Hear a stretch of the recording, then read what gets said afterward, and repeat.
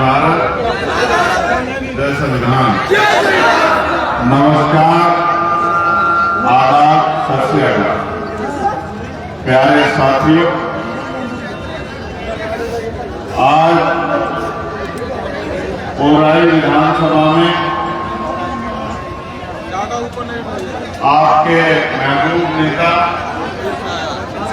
भाई आपका भारत साहब की चुनावी जनसभा में मुझे आने का मौका मिला है और जिस तरह का प्यार आप लोगों ने दिखाया, मैं उसके लिए दिल की गहराइयों से आपका धन्यवाद करता हूं। प्यारे भाइयों, बड़े बुजुर्गों, माँ बहनों, प्यारी बच्चियों, बच्चों, चुनाव का दौर है और ये एक दिन का फैसला नहीं है, ये आने वाले 5 साल का फैसला है। मैं अपनी बात को शुरू करते हुए बहुजन समाज में जन्मे सभी संतों, गुरुओं और महापुरुषों को नमन करता हूं। न्यूज से, सिटी न्यूज से भैया एक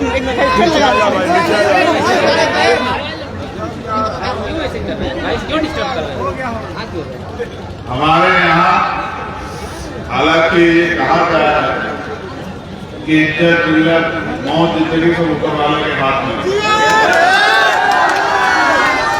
लेकिन हमारे यहाँ एक नेता को ऐसे मीडिया करने आए और कान से सटा के गोली मार कर गए प्रयागराज में। तब से हमारे यहाँ मीडिया के लोगों से भी नेता डरते हैं। लेकिन प्यारे भाइयों, अपनी जिंदगी की परवाह नहीं। मैंने आपसे पहले कहा, तथागत बुद्ध ने भी कहा, जो पैदा हुआ उसको जाना। कोई ऐसा नहीं है जो इस दुनिया में परमानेंट, लेकिन जब आप इस दुनिया में आए हो तो क्या करके जाते हो, और लोग आपके जाने के बाद आपको याद रखते लगते, ये बहुत बड़ी जिम्मेदारी है।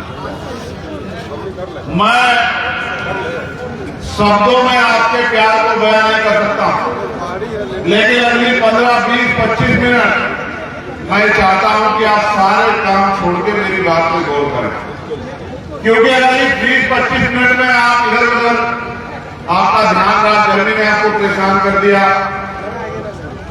फोटो, कैमरा, वीडियो, इसके चक्कर में आप पड़ गए, इधर उधर की बातों में आपने ध्यान लगा दिया, तो मेरा यहाँ आना बेकार हो जाए।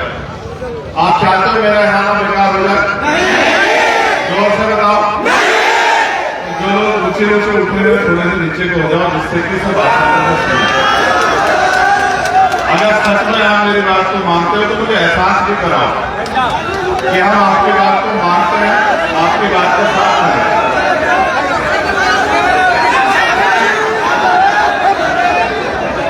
ये प्यार दिखाने का समय है, और जब आप प्यार दिखाओगे तो याद रखना, मैं बात का बड़ा धनी हूं और आप जानते हैं, जहां आपका पसीना पड़ेगा वहां खून की जरूरत पड़ेगी, तो मैं रास्ता आपके साथ पड़ेगा। प्यारे साथियों, मैं अपनी भीम आर्मी के नेतृत्व का, भाई कमल जी का, भाई अमर ज्योति जी का, भाई आजाद जी का, गुजर साहब का, हमारे सम्मानित जिलाध्यक्ष जी का, पार्टी संगठन के और नेताओं का धन्यवाद करता हूं। चुनाव है, चुनाव लोकतांत्रिक व्यवस्था में 5 साल में एक बार आता है, और आज बाबा साहब अम्बेडकर के अथक प्रयासों से जो वोट का अधिकार आपको मिला है, उस वोट का प्रयोग करेंगे। और आज में बहुत सारे प्रत्याशी ऐसे भी हैं जिनको आपने चुनाव में देखा होगा, ऐसे भी हैं जो चुनाव के बाद आपको दिखेंगे नहीं, लेकिन आपका भाई को आगे बढ़ाने का एक ही उद्देश्य था कि पिछले 5 साल और उससे पिछले 5 साल और एक लंबे समय से वो आपकी सेवा कर रहे हैं, आपके बीच खड़े हैं, आपकी लड़ाई लड़ रहे हैं, आपकी आवाज बन रहे हैं, इसलिए कि जिसको आप वोट दो वो आपके बीच में रहे और समय समय पर आपकी ताकत बनता रहे। प्यारे साथियों, मैं उत्तर प्रदेश से चलकर यहां आया और आप जानते हैं लोकसभा का सदस्य होने के नाते पूरे देश में कहीं भी दलितों पे, पिछड़ों पे, मुसलमानों पे, आदिवासियों पे, महिलाओं पे, किसानों पे, मजदूरों पे, मजलूमों पे, बेबस लाचार लोगों पे अगर कहीं भी कोई भी मुसीबत आती है तो सारे नेता मुंह पे चुप्पी रख ले। चंद्रशेखर ना कभी चुप था ना चुप है। चाहे पार्लियामेंट में वक्त का मामला हो, चाहे बोधगया का मामला हो, चाहे किसानों के आंदोलन का मामला हो, चाहे पहलवान बेटियों के सम्मान का मामला हो, चाहे सीएनआरसी एनआरसी का आंदोलन का मामला हो, चाहे जमा मस्जिद के ऐतिहासिक सीढ़ियां हो, जब पूरे देश का मुसलमान ये देख रहा था कि आज उनके साथ कौन खड़ा होता है तो उनकी आवाज बन के उनके साथ खड़ा होके और 30 दिन तक जेल काट के जो है उनको इस बात का एहसास कराने आया चंद्रशेखर आजाद था कि मैं आपके साथ खड़ा हूं और मैं आपके साथ खड़ा हूं। प्यारे साथियों, चुनाव आया है, बड़े बड़े नेता आएंगे, लेकिन जब आपकी तरफ कोई आंख उठती है, आज इस बात का जिक्र भाई ने किया कि एक बच्ची जो रिचार्ज कराने गई, कहते हैं प्रदेश के मुख्यमंत्री कहते हैं सुशासन, कहते हैं सुशासन है। पिछली सरकारों में जंगल राज था। मुझे नहीं पता कि सुशासन और जंगल राज में क्या फर्क है। जब 13 साल की बच्ची उसके साथ गलती भी होती है और पटना के अस्पताल में घुस के दिन के उजाले में लोगों को गोलियों से भून दिया जाता है, ना कोई डर है ना कोई खौफ है। और अभी जो वर्तमान सरकार है उनके पोषित लोगों द्वारा किस तरह से लोगों की सरेआम हत्या की जा रही है, इस बात का उदाहरण है। ये इस बात का उदाहरण है कि सुशासन है या जंगल राज है और दलितों, पिछड़ों, मुसलमानों के लिए तो क्या हाल है ये भी किससे छिपावा नहीं, आदिवासियों के लिए क्या हाल ये भी किससे छिपावा नहीं। साथियों, कानून व्यवस्था पर बात करेंगे, बड़े बड़े नारे दिए जा रहे हैं, बड़ी बड़ी बातें की जा रही है। मैं आपको साधारण भाषा में समझाना चाहता हूं। पिछले लंबे समय से जो सत्ता में है उनको, जो सत्ता में जो नहीं है वो भी लंबे समय सत्ता में रहे। आज उनके मैनिफेस्टो हम लोग देखते हैं और मैनिफेस्टो में क्या है, 1 करोड़ रोजगार देंगे, कानून व्यवस्था अच्छी करेंगे, पलायन रोक देंगे, ये करेंगे वो करेंगे, किसानों को हर फसल पर एमएसपी गारंटी देंगे। लेकिन लोकतांत्रिक व्यवस्था में आप ये बताओ, अगर ये जीत जाए, सरकार बना ले और आपकी एक मांग को पूरी नहीं करे जो मैनिफेस्टो उन्होंने बनाया, तो आप इनका कुछ कर सकते हो क्या? पिछले वालों का कुछ किया है क्या? वर्तमान वालों का कुछ कर पा रहे हो क्या? देखो, लोकतंत्र में अगर आपने किसी को वोट दिया है, आप समझो आप 50 रुपए का सामान खरीदो, सामान खराब निकल जाए, सामान के जो मानक है पूरे ना हो, आप दुकानदार के पास जाकर कह सकते हो कि भैया ये रहा सामान, जो वादा आपने किया था सामान के साथ वो पूरा नहीं हुआ, और दुकानदार नहीं सुनेगा तो आप कोर्ट जा सकते हो, कोर्ट में जाकर कह सकते हो उपभोक्ता अदालत में कि साहब मैंने 50 रुपए अपनी मेहनत की कमाई के दिए और इस आदमी ने जो सामान दिया दुकानदार ने वो सामान अच्छा नहीं था, वो सामान खराब था, मेरे 50 रुपए वापस मिलने चाहिए। लेकिन ये जो वोट आप देते हो, जो करोड़ों रुपए से कीमती है, जो इतना ताकतवर है कि जिसे चाहो कुर्सी में बिठा दो और जिसे चाहे जमीन में पकड़ दो, जब इस वोट को आप देते हो और 5 साल वो आदमी आपकी बस्ती में भी आए, आपके दुख में आए, आपके सुख में आए, आपकी लड़ाई में लड़े, आप पे होने वाले जुर्म पे आवाज न उठाए, आप कहीं नहीं जा सकते, उसका कुछ नहीं कर सकते, ज्यादा से ज्यादा कर सकते हो जब 5 साल बाद दोबारा मौका है तो अपने दर्द को याद करके उसके खिलाफ, उसकी मुखालफत में वोट कर सकते हो, उसका कुछ नहीं कर सकते। आप मेरी बात सुनो, वो लोग आपकी तरफ पलट के देखते हैं तो आपको भी तो तय करना है कि आपकी वोट से बड़ा नेता आपके काम आना चाहिए, नहीं आना चाहिए, आना चाहिए, नहीं आना चाहिए। यहाँ अकेले आफ्ताब नहीं है, आफ्ताब तो आपकी इस शानदार सुंदर विधानसभा का चेहरा, आफ्ताब के पीछे 2 आजाद हैं, आफ्ताब के पीछे कमल वालिया खड़े, आफ्ताब के पीछे अमर ज्योति खड़े और आफ्ताब के पीछे आप और हम सब लोग खड़े हैं। और मैं मानता हूं आपकी एकता, आपका भाईचारा।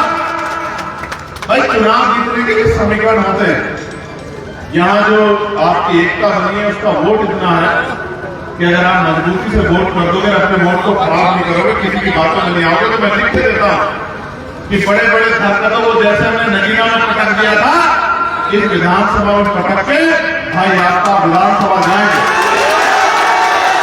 और मैं आज आपको विश्वास दिलाता हूं, सड़क पे हमारी संख्या कम नहीं है, आंदोलन हमारा कमजोर नहीं है, लेकिन लोकसभा में हमारा प्रतित्व है।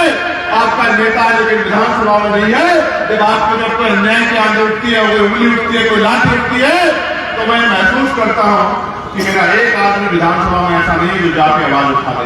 मौका आ गया मेरे भाइयों, मौका आ गया कि अपनी ताकत बढ़ा, मौका आ गया है। और देखो मैं हवा में नहीं काम करता, जमीन पे काम करता, हमारे पास कैडर है। मैं आपको सच बता रहा, मुस्लिम भाई अपना मन बना चुके हैं, वो आफ्ताब भाई को ताकत देने के लिए तैयार है। थोड़ी सी मदद, ये वो नौजवान जो मोटरसाइकिल पे मेरी एक आवाज पे सड़कें जाम कर देता है, मेरे लिए दिन रात खड़ा रहता है, जो मेरी एक आवाज पे बड़ी बड़ी सरकार को हिलाने का काम करता है, यहाँ हो या दिल्ली में मेरी एक आवाज पे चलाता। मैं उस अपने भाई को, अपनी माँ को, अपनी बहन को, अपने बुजुर्गों को कहने आया, लोकतंत्र है, जिसके पास ताकत होगी उसी की सुनवाई होगी। क्या हालात है आपके? आपने नहीं देखा सड़कों के हालात में देखे, गांव गलियों की सड़कें, ये जो रास्ता है इतनी बुरी है कि पैदल आप निकल नहीं सकते। सुशासन की बात की जाती है, विकास की बात की जाती है, देश के प्रधानमंत्री बड़ी बड़ी बातें कर रहे हैं, होम मिनिस्टर आके बड़ी बड़ी बातें कर रहे हैं, लेकिन आप बताओ ये विकास है? 15-15 साल 20 साल से आप मुख्यमंत्री हो, ये विकास है कि लोगों को चलने का रास्ता नहीं है? ये जो बाढ़ग्रस्त क्षेत्र है, यहाँ के लोग 6 महीने जानवरों से बुरा जीवन जीते हैं और अपनी बहन बेटों के समाज की रक्षा नहीं कर पाते। इन निकम्मी सरकारों को उनका दर्द दिखाई नहीं देता। मैं आपको पूछना चाहता हूँ, अगर अमीर गरीबों का इतना हितैषी है तो गरीबों के हालों पर उनको आंसू क्यों नहीं आते? आप महसूस करके देखो मेरे भाइयों, मेरे परिवार के लोगों, मेरी माँ में सोचो, चुनाव के बाद 5 साल आपकी बस्ती में कोई आता है क्या? अपना 3 बार रख के बताओ, कोई आपका भूखा पेट देखने आता है क्या? कोई आपका बीमार शरीर देखने आता है क्या? कोई आपका खाली व्यवस्था देखने आता है क्या? कोई आपके आंसू देखने आता है? क्यों नहीं आता? क्योंकि उनका जब मतलब निकल जाता है फिर उनको कोई फर्क नहीं पड़ता, मुझे फर्क पड़ता है। जब आपकी आंख में आंसू आते हैं तो मुझे फर्क पड़ता है, जब आपके ऊपर लाठी करते हैं मुझे फर्क पड़ता है, जब आपके खिलाफ विधानसभा में, लोकसभा में कानून बनते हैं तो मुझे फर्क पड़ता है। और जब मैं देखता हूँ, मेरे आज भी याद है कोरोना काल कि जब वहां से मेरा मजदूर भाई पलायन करके आ रहा था तो केंद्र में भी यही सरकार थी और राज्य में भी यही सरकार थी, इनके पास न बस थी, न ट्रेन थी, न जीते जी आपकी जान सुरक्षित, आपका सम्मान सुरक्षित, न मरने के बाद आपकी जान और आपका सम्मान सुरक्षित। जो आपकी परवाह नहीं करते, जो आपको अपना नहीं मानते, जो आपके दुख को दुख नहीं समझते, आपको भी समझना पड़ेगा कि उनकी लड़ाई सत्ता की और हमारी लड़ाई आपके स्वाभिमान, सम्मान और आपके हक अधिकार की बात को आपको समझना। मैं आपसे कहना चाहता हूं, उनके पास बस नहीं थी, उनके पास ट्रेन नहीं थी, आज उनके पास हजारों करोड़ रुपए प्रचार करने का है, आज उनके पास बड़े बड़े ऐड देने के पैसे हैं, ना वो कल आपके से ना आज आपके। इसलिए मैं आपको कहना चाहता हूं, लोकतंत्र है, जिसका नेता होगा उसकी सुनवाई होगी। लोकतंत्र है, जिस विधानसभा का प्रतिनिधि वहां होगा और वो करने वाला होगा, तभी उसकी हालत बदलेगी। अगर आप इसमें खुश हो, जो हालात आपके बदले हुए तो कोई फर्क नहीं पड़ता। मैं अपने मुंह से कह रहा हूं कि इसकी तरफ मत देखो, लेकिन अगर आप चाहते हो कि आपको अपने हालात बदलने तो सिर्फ देखो मत, घर से निकलो, फील्ड में जाओ। आपका आप नहीं लड़ रहा, आप लड़ रहे हो, आपका भविष्य लड़ रहा है, आपके क्षेत्र की तरक्की लड़ रही है, आप लड़ रहे हो। आप सोचो, मैं जाता हूं, मैं दिल्ली में रहता हूं, मैं जाता हूं, यहाँ से 20,000 में मेरा भाई काम करने जाता है, 5-6 हजार रुपए का कमरा मिलता है, किराए पे लेता है। कितना पैसा मिलता है महीने का? 20,000 रुपए। कहते हैं रोजगार मिल रहा है, कमरा लेता है किराए पे 5-6 हजार रुपए जाता है। खाने खर्चे में महीने के पेट भर नहीं खा पाता, पेट भर नहीं खा पाता। अपनी पसंद का नहीं खाता, गाली खाता है। इस प्रदेश का होने के नाम पे गाली तो खाता है, घर में खाना नहीं खाता, 5-6 हजार रुपये उसमें चला जाता है, फिर जो अन्य खर्चे उसमें चला जाता है, जेब में महीने का 3-4 हजार रुपये करता है, उस 3-4 हजार को यहाँ बेचता है, उस 3-4 हजार को महीने साल में महीनों के 12 के आधार से आप मल्टीप्लाई करो, अगर 5,000 रुपये बचाया तो 12 पंजे 60,000 रुपये साल का बचाएगा, और उसके बच्चे उसके माँ बाप बूढ़े माँ बाप 60,000 रुपये में साल भर गुजारा करेंगे। ये दिया है सरकार ने। मैं आपको विश्वास दिलाता हूँ, आज मेरे यहाँ मैं यहाँ और मैं इसलिए बड़ी आसानी से यहाँ हूँ क्योंकि नगीना लोकसभा क्षेत्र में सैकड़ों वर्कर दिन रात लोगों की सेवा कर रहे हैं। मैं इसलिए यहाँ हूँ कि वहां किसी गुंडे की हिम्मत नहीं, किसी मुसलमान की टोपी दाढ़ी के नाम पर गवर्नमेंट करते या वहां हिम्मत नहीं है किसी गरीब की बच्ची को कोई 13 साल की बच्ची के कोई जो है उसका चीरहरण कर दे, किसी की हिम्मत नहीं जो हिम्मत करेगा। जी रोशन कुमार जी, मनोज राम जी, मतलूब रहमानी जी, रंजीत मानी जी, नजरुद्दीन साहब, इतने नेता हमारे यहाँ घर से निकलो।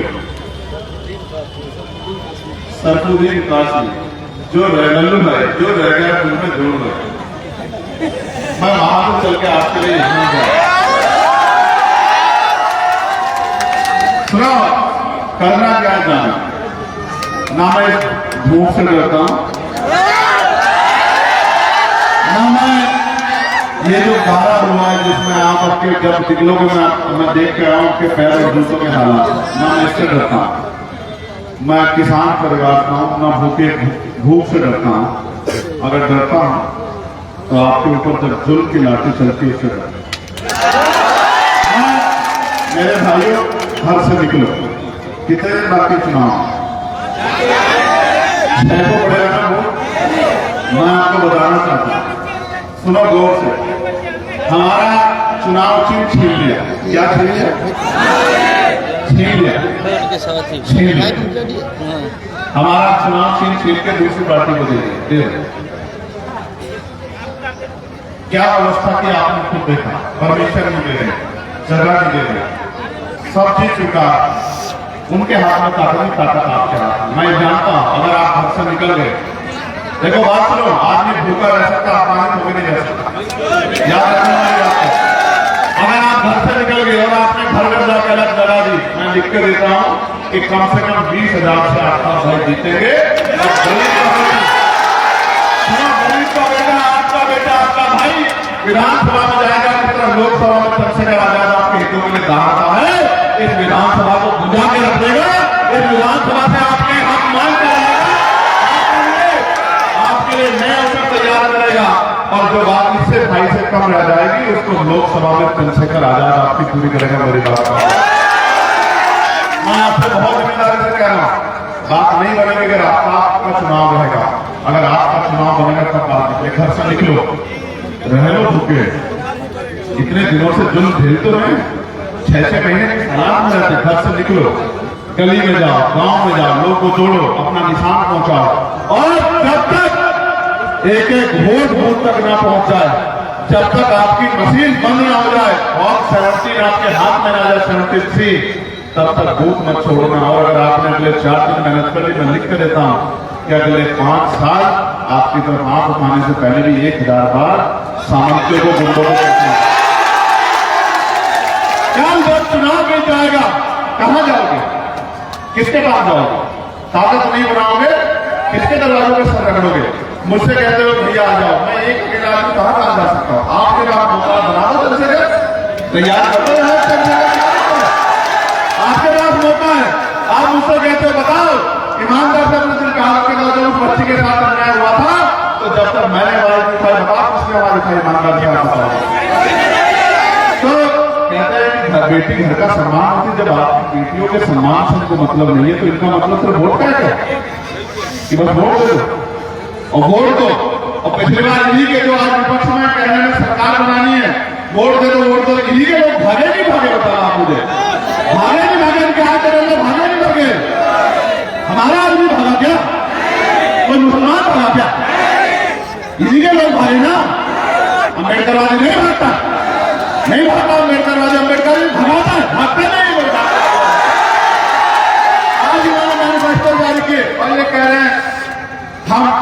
चीफ मिनिस्टर बना देंगे। मैं पूछना चाहता हूँ क्या 20% मुसलमानों को चीफ मिनिस्टर नहीं बन सकता? नहीं बन सकता क्या? दलितों का 20% या दलितों का चीफ मिनिस्टर नहीं बन सकता क्या? तो कुर्सी में बैठेंगे वो और झंडा उठाओगे आप, कब तक चलेगा ये बिहार में भाई? झंडा भी आप उठाओगे, कुर्सी में भी आप बैठोगे, जय जयकार भी आपकी होगी, सुनवाई भी आपकी होगी और तरक्की भी आपकी होगी, जीवन भी आपका बदलेगा। ये दिन तब आएगा जब अगले 4 दिन मेहनत करोगे। और अगर 4 दिन प्रदेश होगे तो फिर ये कहते रहना कि भैया चूक गए चूक गए चूक गए। चूकने से काम नहीं चलेगा, लड़ने से काम चलेगा। मौका आ गया ना, 5 साल में जो जो चुन हुआ याद करो और जब बटन दबाओ, यहां निशान है एयर कंडीशनर का है, जब बटन दबाओ एयर कंडीशनर का 30 नंबर पर, तो ये तय करके दबाना कि एयर कंडीशनर का बटन जब दबेगा तो ठंडी हवा गरीबों के हिस्से में भी आएगी, और जब चलेगी ठंडी हवा तो दुश्मन विरोधी हो जाएंगे ठंडे और गरीबों के जीवन में आएगा नया उजाला, नई रोशनी। आपने, मैं आपके प्यार को शब्दों में बयान नहीं कर सकता। देखो यार, एक ही जीवन, अगर नहीं कुछ कर पाए तो लोग कैसे याद रखेंगे आपको? मान लो तो हार और ठान लो तो जीत। हम मान के चलने वाले नहीं तो ठान के चलने वाले। अगर ठान के ना चलते तो एक छोटे से गांव से दिल्ली की बड़ी संसद का सफर तय कर पाते। आज कह रहा हाथ आगे बढ़ा के मदद मांगने आ, मेरे तो खून के कतरे कतरे की आपको जरूरत पड़े, आपको आवाज नहीं देनी पड़ेगी। ये जीवन आपके नाम। 16 आज ही के दिन मेरे ऊपर ऐसा लगी कि आपको पता है 2 नवंबर 2017 को मेरी डेट हो गई 1 तारीख को, तो रात को 2 तारीख को सुबह 3 बजे उठा के मेरे ऊपर एनएसए लगाए। क्यों लगाए पता आपको?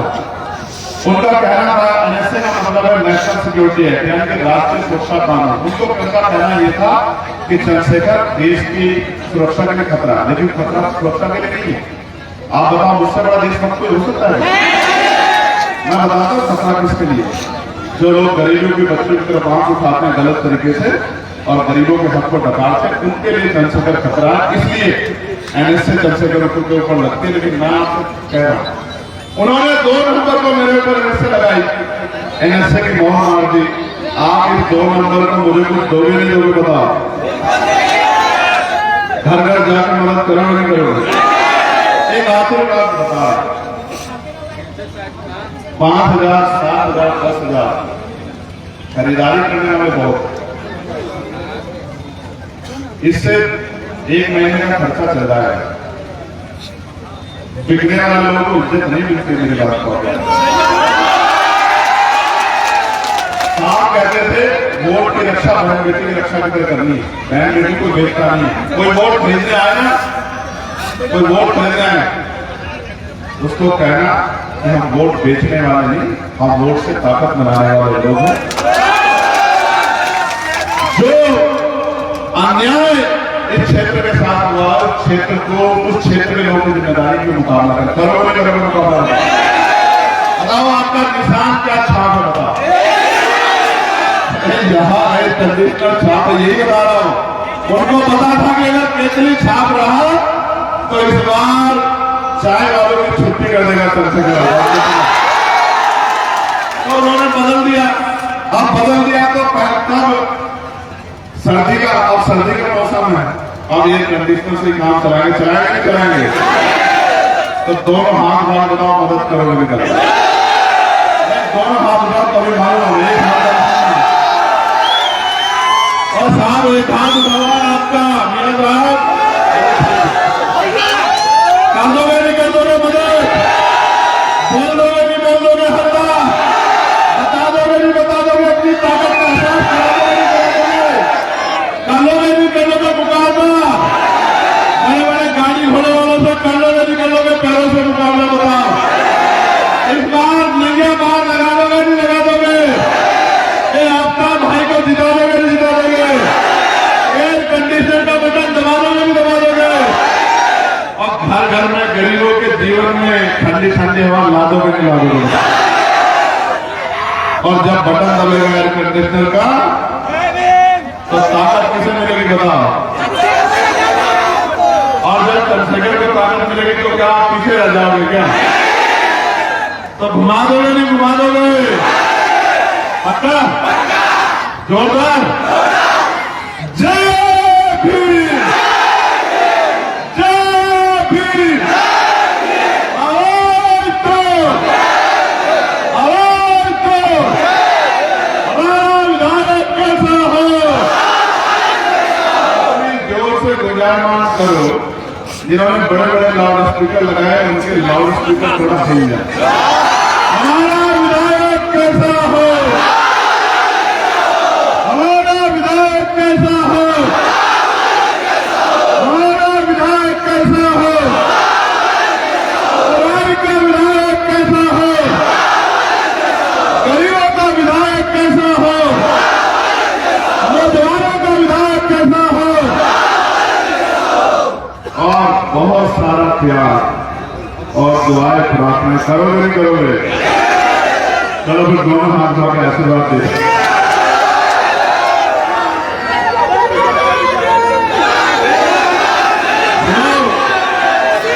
लोग हमसे कहते हैं, लोग हमसे कहते हैं, लोग हमसे कहते हैं, समझो एक परिवार था, लोग हमसे कहते हैं कि आप बिहार जा रहे हो। बिहार में तो बड़े बड़े नेता हैं, तो हम कहते हैं कि नेता हैं लेकिन बेटे जरूर, भाई जरूर। आप बस भरोसा कर, कर्ज है आपका हमारे ऊपर बिहार के लोगों, मौका मिले तो कुछ समय गुजारेंगे मेरी बात को। मैं